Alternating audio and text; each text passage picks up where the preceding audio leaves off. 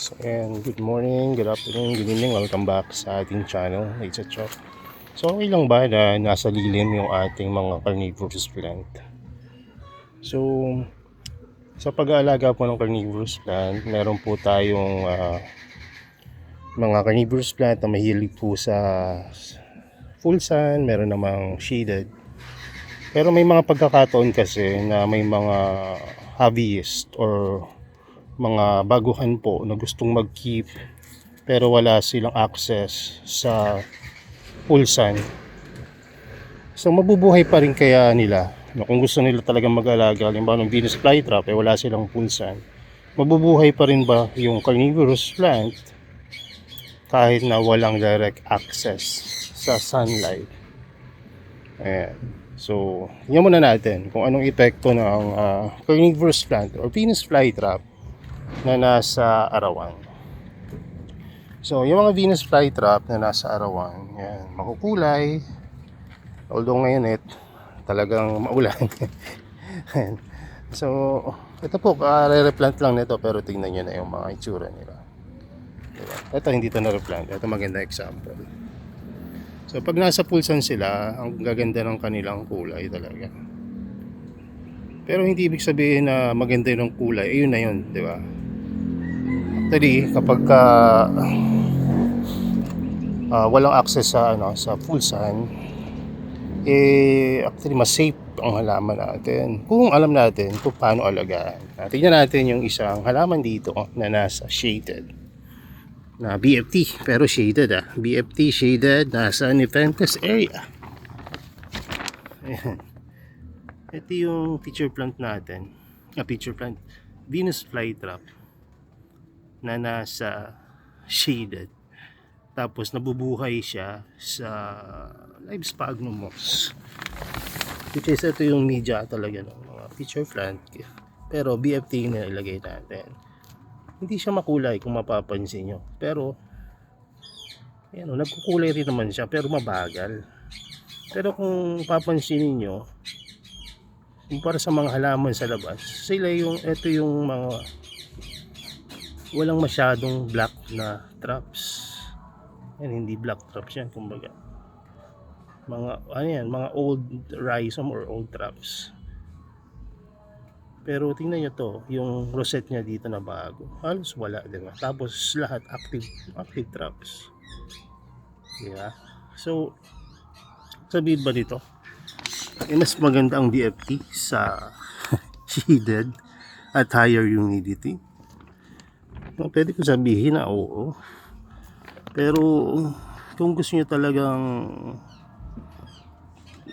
mabilis lumaki, tsaka makita nyo yung totoong traits niya, best talaga nito ay nasa intense light kapag ka Venus flytrap. Pero kung wala talaga kayong access sa full sun or yung sobrang init na lugar, ay pwede naman talaga siya shaded. Pero yun lang, kapag nasa shaded po ang inyong pong halaman, hindi po ganun kadali tulad na nakita nyo dito. Kung mapapansin nyo, isa lang po yan na BFT na nasa shaded. Kapag nasa shaded po ang Venus flytrap, kailangan yung i-watch out yung algae. Ito, tignan nyo, hindi na BFT nakalagay dito, pero ito yung mga old planter ng Drosera ko dati. Tingnan nyo yung nangyari pag nasa shaded. May lumot, may tawag dito, algae. Tingnan nyo. So, ayan, nangyayari yan dahil sobrang basa ng media. Kasi kaya medyo na-survive ng BFT to dito sa pitcher plant area, dahil ang pitcher plant di naman gusto yung laging basa siya, no? Pwede sa kanya yung medyo matutuyuan ng ilang araw, no? Pero may moisture pa din. So kung sasagutin natin yung tanong natin kanina na pwede ba ang BFT sa, let's say, shaded or indirect sunlight, ang sagot naman ay pwede, basta't may pa rin, may filtered sun pa rin siya or filtered light pa rin siyang nakukuha, no? At isa pa, huwag nyo laging galaw-galawin, huwag nyo lagyan ng kung ano-ano Kasi pagka ginawa niyo yun, nai-stress yung halaman. O kaya lalong dumadami yung pwede maging cause ng kanyang pagkakasakit at pagkamatay. So, nasagot natin yung tanong na pwede ba? Pwede.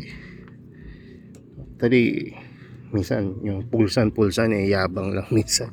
Pero may mga pagkakataon din naman na malaki yung advantage ng mga pulsan. Dahil nakikinabang sila, no, hindi lang sa paghuli ng insect, pati na rin sa photosynthesis o yung pag-convert ng halaman dun sa araw o liwanag na kanya nare-receive into the plant food, no.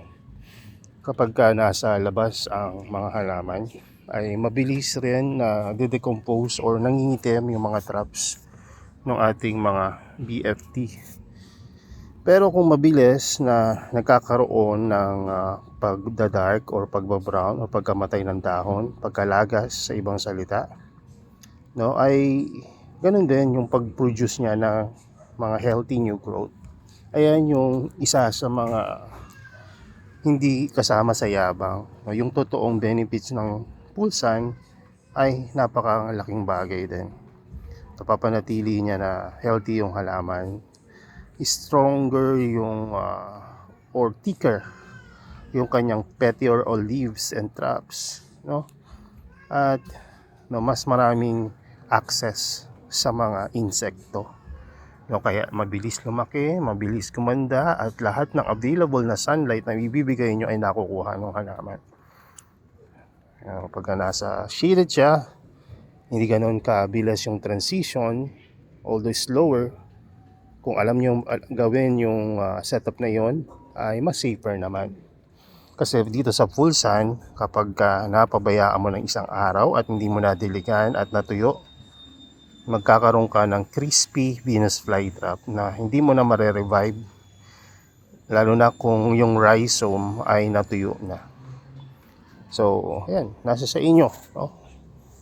May mga gumaganda dito sa outdoor, meron din namang nagmumukhang pangit. Pero kahit na nagmumukhang pangit ang mga halaman nyo, kung tama yung pag-aalaga, yung pangit na yan ay gaganda rin after some time. So, may cycle kasi yung ating mga Venus flytrap. No, may time na magaganda siya, lalo na pagka summer. May time na nagdo-dormant siya kapag less sunlight. Sanay siya sa full sun, biglang naging shaded or rainy yung nagbago ng season, naging rainy season, di ba? So magde-decide siya na magpahinga na rin, isabay na rin yung pagpapahinga niya doon. At pag nagpapahinga yan, minsan pag baguhan kayo, kakabahan talaga kayo, lalo na kung tulad ko dati na yung kasi ang bili ko dati 1,000, 1,500 every plant, napakalaking bagay na sa akin noon. Kinikita ko lang yun, no, minsan, no, in a week, no, tapos papatayin ko lang. So napaka scary na season kapag nagdo-dormant ang inyong mga BFT, di ba? So kapag nagdo-dormant sila, kailangan mong alagaan, kailangan mong intindihin na kasama yan sa cycle ng Venus flytrap. Yun nga lang, hindi lahat ng Venus flytrap ay talagaan mo ng gusto ay magpapatuloy na gumising at mabuhay. Parang tao rin, di ba? May pagkakataon na yan, namamatay, natutuluyan. Tulad na ito, hindi ko alam, baka wala na rin to. No, so may mga ganong instances, no, na talagang kahit anong alaga mo, no, namamatayan ka pa rin ang halaman. So ano yung pwede nyong gawing solusyon kapag nagdo-dormant tapos may chance na mamatay? So di ba, probability na principle, no, kung may 50-50 chance ka doon, no, during dormancy na pwede siyang matulog, pwede ring matuluyan, ang pwede mong gawin ay i-propagate ito. Propagation is another topic, no, na napakarami ng video na nagawa dito sa YouTube channel namin. Pwede nyo i-search yun para malaman nyo kung paano namin pinopropagate. Pero ang propagation itself ay yung pagpaparami ng halaman, no? Maaaring naturally or artificially. Naturally meaning nagpo-produce siya ng mga baby plants tulad na itong makikita nyo ngayon, no? Ayan, nagpo-produce siya ng mga baby plants. Hindi namin niya pinopropagate pero ito yung isang Venus flytrap na grabe talaga mga anak. Yung anak, nag-aanak, yung anak, yung apo, nag-aanak pa uli. So, ganun kabilis, no? May mga ibang halaman naman na hindi ganun kabilis i-propagate, no? Hindi ganun sila kumbaga, kadaling paramihin, no? Let's say, for example, ito na lang na Dutch, no? Although nagpo-produce rin naman to ng mga baby plants, pero hindi katulad kasing dami nung red piranha. Etong Dutch, siguro mga 2-3 lang. Pero etong red piranha, siguro mga 10 agad yan sa isang medium plants. No? So, may mga halaman na very vigorous kung dumami. Ito naman, moon red, no? Tingnan nyo, hindi naman siya ganun kabilis dumami. No? Pero, dumadami. Ayan. So, may mga halaman din na parang ayaw mo talagang galawin, no? Kasi unang-una sa presyo, napakamahal, no? Tulad na itong mga halaman natin dito. Ito ay mutated coral na halos wala pang wala pang mga owner talaga dito na merong mutated coral. So ito yung mga seedling niya, yung mother plant na i-out na natin. So may mga ganyang klase ng mga BFT na parang ayaw mong galawin kasi medyo nakakatakot na i-propagate. Kasi may pagkakataon na pag pinropagate mo, minsan doon natutuluyan yung mother plant and propagation. So sa mga ganong situation, ang pwede mong gawin na lang ay talagang alagaan siya ng maayos. So, nilalagyan namin ng mga healthy na mga dito sphagnum moss, no? Maayos na planter na talagang nagdi-drain yung moisture or water na pinandidilig natin. So, lalo na yung mga white, no? Sa akin, medyo hirap talaga akong paramihin yung mga white variety or cultivar ng Venus flytrap. Alagaan pa lang, hirap na ako. Kaya sa tingin ko, mas okay yun sa mga naka-indoor or naka-grow light, yung mga variegated or white type na VFT, no? Maliban na lang dito sa pinaka matibay na common variegated na cultivar ng VFT, itong salmon.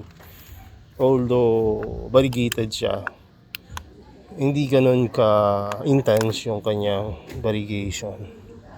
Tuloy ngayon, no, halos wala nga may variegated, pero may mga times sa life cycle ng salmon na nagpo-produce ng napakagandang variegation. Search nyo na lang sa Google siguro.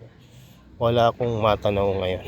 Pero kung makikita nyo, di ba, napaka dali niyang paramihin at palakihin.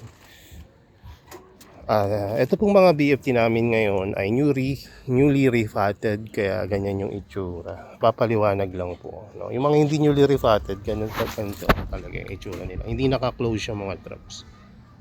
Kaya sabi ko sa inyo, huwag niyong pakikialaman yung BFT kung wala namang problema. Kung gusto niyo mabilis makarecover na BFT ngayon, ang masasuggest ko itong Dutch. Bukod sa maganda siya ngayon, eto, biruin nyo, kare-replant ko lang, nakabuka agad yung bibig.